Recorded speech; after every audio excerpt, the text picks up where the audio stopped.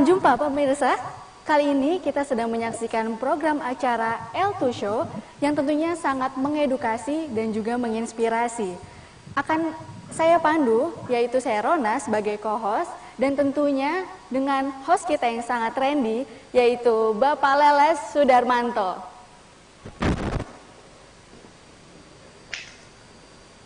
Halo, selamat pada hari ini. Terima kasih di L2 Show yang luar biasa ini. Saya kedatangan tamu yaitu Bapak Tekad Soekarno. Beliau adalah praktisi logistik di Indonesia ini. Ya, beliau adalah orang-orang yang terus berjuang untuk kemajuan Republik ini dengan caranya sendiri atau melalui logistik inilah dia selalu berupaya untuk meningkatkan kemampuannya, perbaikan untuk Republik ini. Saya akan panggil Pak Tekad Soekarno. Mudah-mudahan sudah hadir di melalui virtual ini. Saya kira itu. Selamat. Halo Pak Tekad. Halo Pak Tekad. Gimana? Pak Leles, apa kabar? Kabarnya luar biasa. Ini pengusaha muda, Pak Tekad praktisi logistik, yaitu Bapak Tekad Soekarno SIKOM dan MSI. Luar biasa. Beliau adalah orang yang terus bergelut untuk meningkatkan kualitas dirinya maupun untuk kepentingan masyarakat banyak. Mari kita coba berdiskusi. Saya serahkan untuk bersapa kepada audien L2 Show, Pak. Silakan. Ini ada video visualisasi untuk bagaimana video ini bisa kita bersama tentang logistik. Silakan videonya. Saat ini kegiatan ekspor impor senantiasa bergerak cepat dengan tantangan yang semakin kompleks, khususnya di bidang jasa pengiriman barang. Tren layanan pengiriman barang ini semakin berkembang dan bisa dipilih oleh masyarakat sesuai dengan keperluan di dalam proses pengiriman maupun penerimaan barang dari sisi logistik.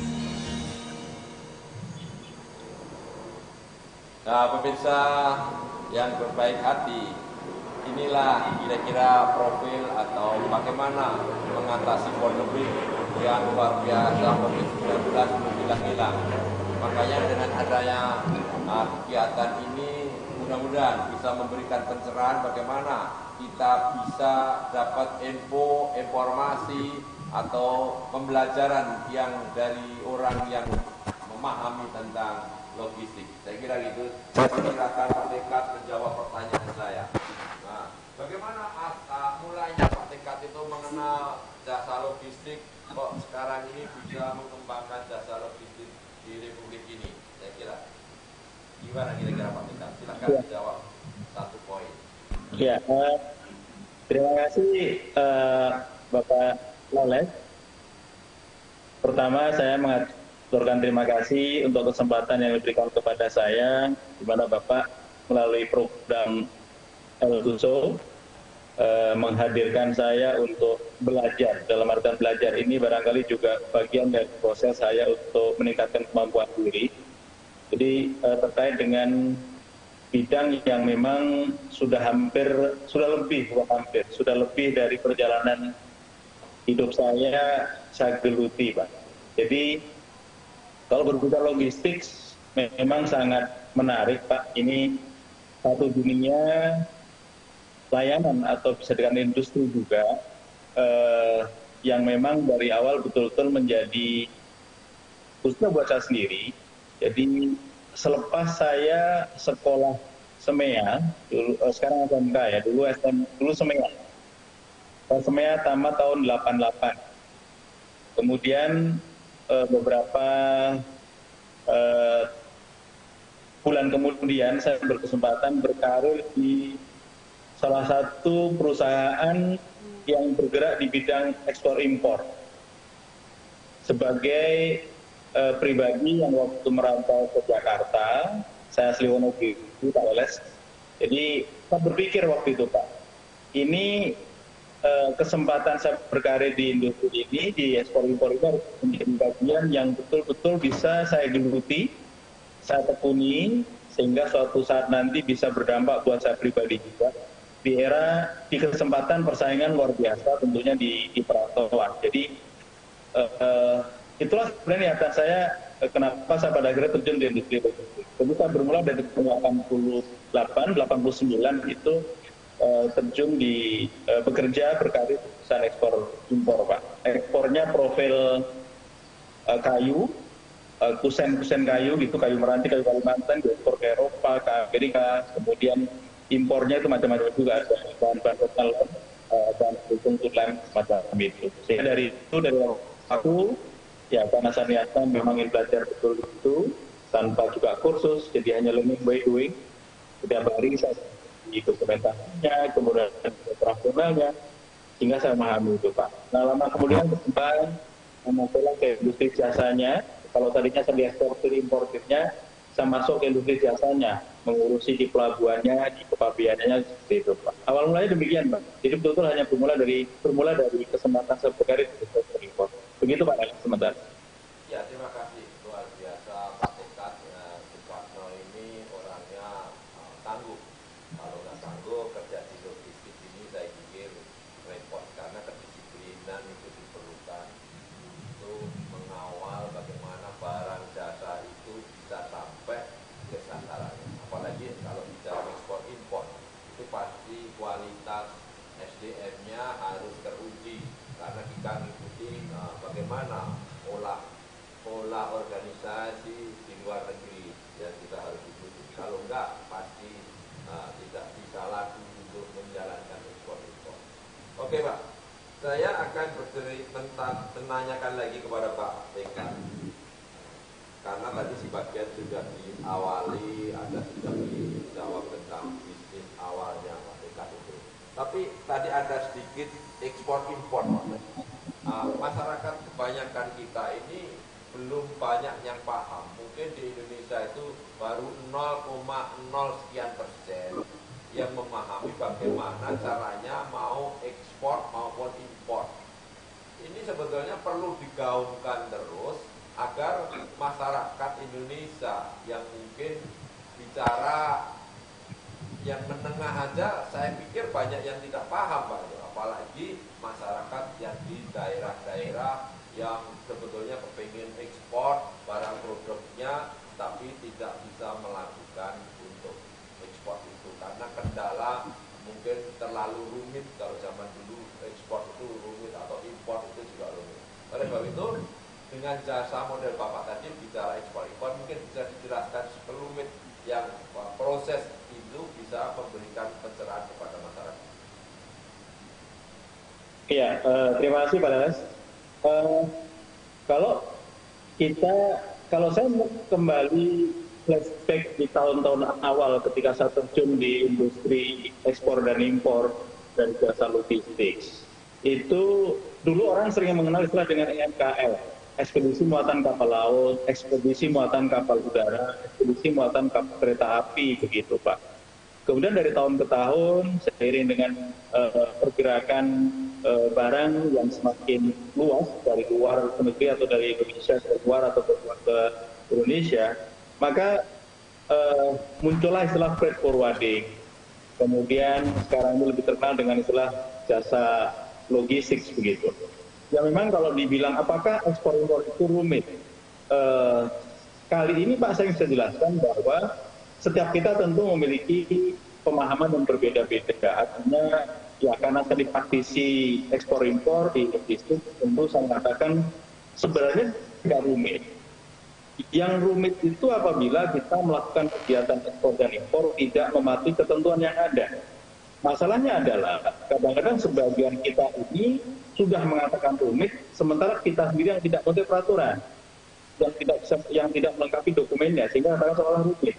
Hari ini Pak Leles, semua sudah hampir menggunakan jalur elektronik, sudah paperless, bahkan caranya adalah less paper gitu ya. Jadi interaksi antara petugas eksportir, importir atau jasa kepabeanan dengan petugas bea cukai itu, in case ada sesuatu, bila merupakan klarifikasi saja. Kalau tidak ada, semua sudah by online, semuanya disubmit melalui elektronik, data interchange, disubmit oleh dari komputer ekspor masing-masing, impor masing-masing, pengguna jasa masing-masing masuk ke ini ke pelayaran, semuanya ke prosedur, semuanya sudah lebih mudah. Jadi saat ini yang dikhawatirkan orang bahwa ekspor itu sulit, impor itu sulit. Ya memang bagi yang tidak paham tentu memerlukan pemahaman. Tapi bagi yang sudah setiap harinya menggeluti, saya bisa katakan bahwa saat ini produk ekspor dan impor itu sudah sangat mudah. Sudah sangat mudah. Sepanjang ekspor barang-barang yang tidak dilarang oleh pemerintah, sepanjang impor tidak dilarang oleh pemerintah, itu semuanya sangat mudah. Dan sepanjang pihak-pihak terkait itu ketentuan yang sudah ada. Kalau barangnya ini, barangnya A, izinnya A, HS-nya sekian, izinnya ini, itu semua sepanjang diikuti, semuanya proses dengan mudah. Tentu memang sebagai importir juga harus patuh, dia harus punya izin, harus punya XIP, harus punya kelengkapan dokumen yang lainnya, itu jelas. Tapi saya ingin katakan kepada siapapun yang memang memiliki keinginan untuk melakukan proses ekspor impor, itu saya katakan bahwa layanan di kepabianan saat ini sudah sangat-sangat mudah. Kuncinya adalah kita taat aturannya, maka semua akan berjalan dengan mudah. Tidak ada lagi Islam mempersulit, tidak ada lagi. Sudah jauh berubah. Semuanya sudah elektronik sekarang. Oke. Saya kira tentu ke depan barangkali kalau ada program lagi boleh Pak, misalnya ada program pemahaman ekspor impor boleh, tapi secara singkat saya katakan sekarang ini saya katakan bahwa ekspor impor itu sesuatu yang sangat mudah untuk dipelajari. Gitu Pak. terima kasih Pak Tekad. Nah, ini salah satu sudah pembukaan sedikit demi sedikit bagaimana mengelola ekspor impor. Tapi Pak Tekad ahli di bidang itu, memang bidangnya yang saat ini menggeluti itu. Nah, kalau orang-orang daerah seperti sekarang ini banyak UKM yang dikembang luaskan agar supaya menjual melalui online. Dan ini sudah bergerak terus, bertambah terus pemakaian online UKM ini. Tapi masalahnya nanti kalau kita tidak bisa menjalankan ekspor, padahal di luar negeri memerlukan barang yang di-online-kan oleh UKM itu. Inilah sebetulnya juga tantangan yang mungkin pemerintah saat ini belum memikirkan bagaimana mengedukasi orang-orang daerah, bahkan bukan hanya orang daerah, orang Jakarta aja, seperti saya aja masih agak bingung mekanismenya, syarat-syaratnya apa, kalau nggak detail bagaimana, apa pakai jaminan atau tidak. Oleh sebab itu, Bapak itu kan punya kira-kira perlu SDM untuk meningkatkan kualitas pengelolaan ekspor impor itu bagaimana kira-kira menurut Bapak? SDM-nya yang bagaimana? Terus mungkin kantong-kantong UKM itu harus diapain dengan SDM atau pencerahan? Bagaimana mencari peluang itu? Karena tanpa itu nanti stagnan lagi, masih memikirkan online, tapi tidak bisa mengekspor dengan baik. Silakan Pak Leka. Ya, terima kasih Pak Eres. Saya tidak membiasakan diri kalau seseorang itu sangat ahli atau sangat mengetahui prosedur ekspor dan impor. Karena apa? Prosedur ekspor dan impor itu sangat dinamis, Pak. Artinya selalu diupdate sesuai dengan kebutuhan kekinian.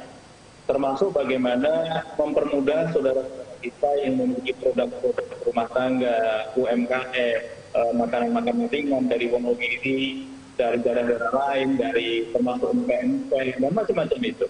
Saat ini Pak Leles, banyak sekali PMP Palembang itu diekspor ke Singapura, ke beberapa negara yang lainnya. Bahkan hari ini pun saya sedang menangani juga. Jadi ada beberapa saudara kita yang saat ini sedang bekerja di luar negeri sebagai migran worker begitu.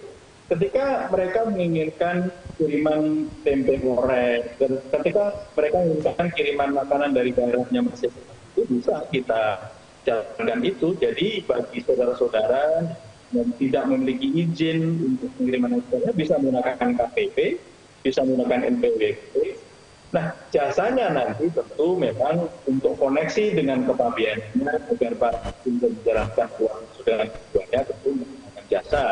Tentu yang namanya ekspor ada konsekuensi, jasanya biaya logistik, biaya proses itu ada. Tetapi kita katakan bahwa prosedurnya tidak sulit. Bahkan pemerintah sudah sangat sekarang ini mengenalkan ke beberapa UMKM melalui program-program pelatihan khusus bekerja sama dengan berbagai lembaga untuk membuat saudara-saudara kita yang ke UMKM itu produk-produk PIRT itu bisa dikirimkan ke luar negeri.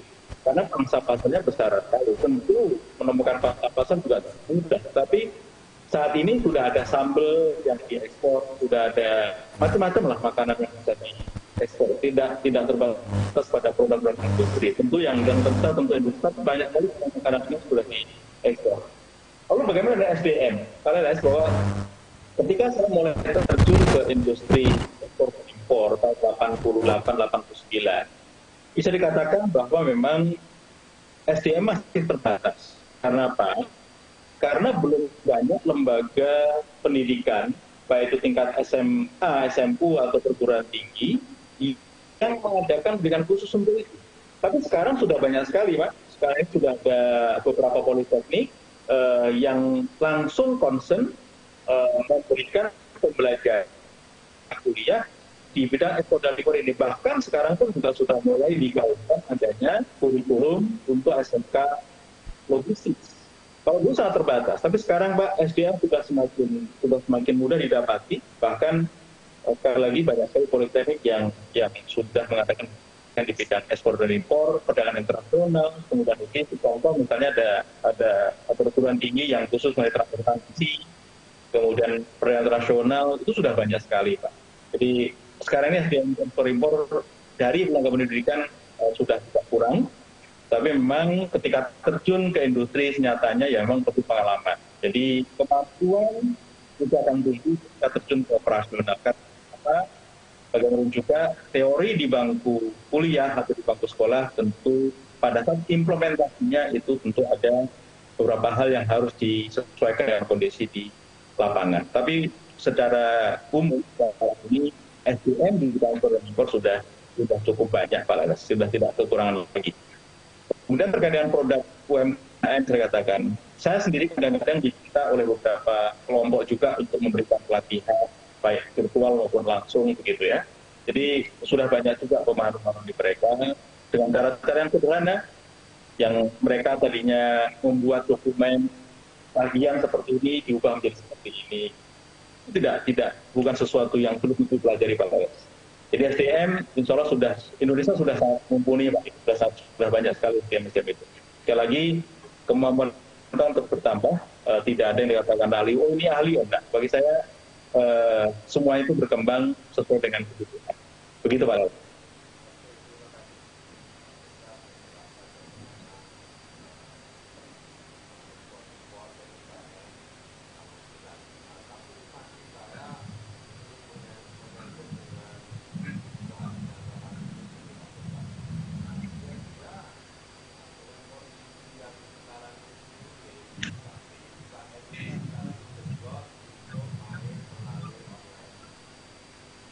Ya.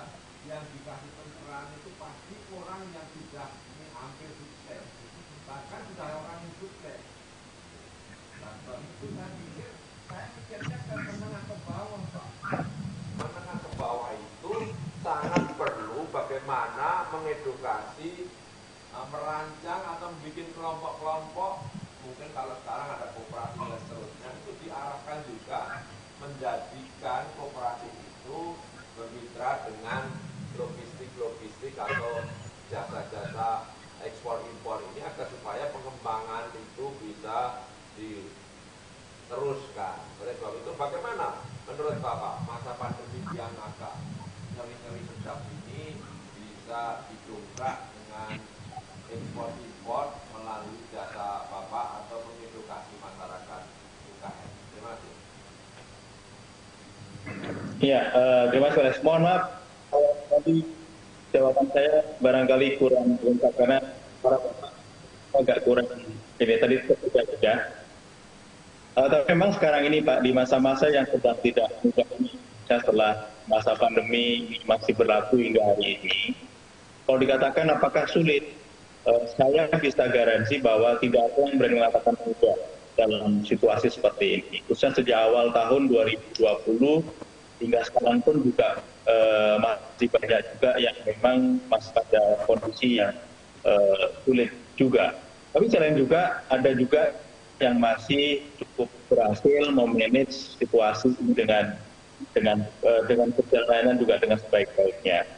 Kalau dikaitkan dengan bagaimana mendukung UMKM di masa-masa sulit ini, saat ini yang paling sering dikirimkan produk-produk UMKM itu adalah makanan, Pak.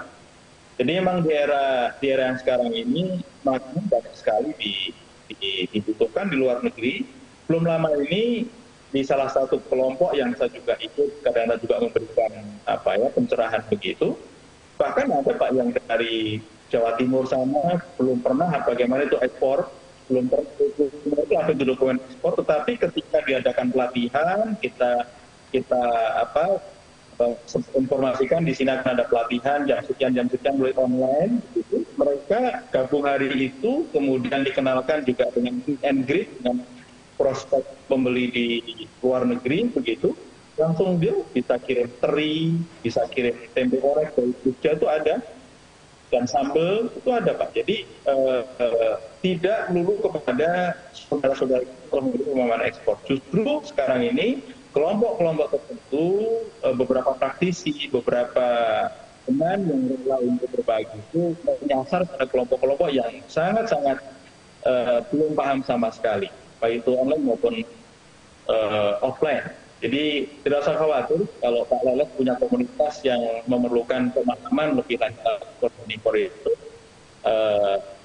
bisa dilakukan pelatihan itu. Jadi tidak melulu pada mereka yang telah pengalaman itu. Jadi UMKM banyak sekali kesempatan Pak. Tentu kalau pembukaan pasar tentu juga memerlukan kerjasama dari berbagai pihak, pemerintah tentu juga yang didorong diharapkan untuk membuka pasar. Dan saya yakin berbagai kesempatan pemerintah juga sudah sering mengajak kelompok-kelompok UMKM untuk mengadakan roadshow ke beberapa negara saat masa kondisi normal. Jadi saya rasa demikian Pak Les. Tentunya banyak sekali kesempatan yang diberikan UMKM untuk belajar mengenali bagaimana produk ekspor. Nah, memang sekarang ini pemerintah sedang menggalakkan produk UMKM itu bisa untuk diekspor dan faktanya sudah banyak sekali yang bagus. Ya, terima kasih Pak Tegar Soekarno. Ini saya akan menanyakan, ada yang mau menjawab, menanyakan ke netizen. Nah, kira-kira komentar netizen bagaimana? Silakan Pak. Ya, terima kasih Pak Leles. Nah, kali ini kita juga punya komentar dari netizen-netizen. Kira-kira apa aja sih komentarnya? Yuk kita lihat. Mohon maaf. Nah ini ada dari Top Ba Woodworking. Mantap, nih ada layanan jemput di rumah nggak kalau kita mau kirim barang. Sukses selalu. Lalu ada lagi? Iya. Ini pertanyaan ini? Oh, ini komentar dari netizen. Oke. Nah, ini ada Jadi lagi dari Pak Ahmad Yasin. Kak, paket saya kok pengiriman bermasalah. Udah nyasar masa dari Bangka tujuan Palembang malah ke Kalimantan. Oh, ternyata ada juga yang bermasalah. Nah, dari komentar-komentar netizen tadi ini menarik juga ternyata. Kira-kira dari narasumber kita bagaimana Bapak Pak Tekat tanggapannya?